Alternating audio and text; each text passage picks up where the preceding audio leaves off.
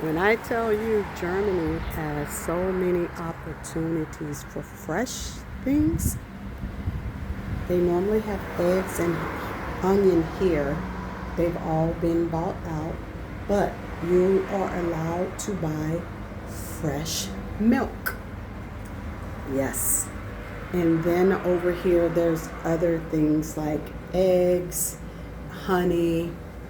You can buy the jars to put the milk in and such. It's just a very great concept. I actually love this whole concept.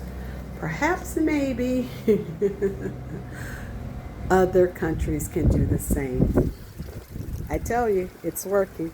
Have a great day.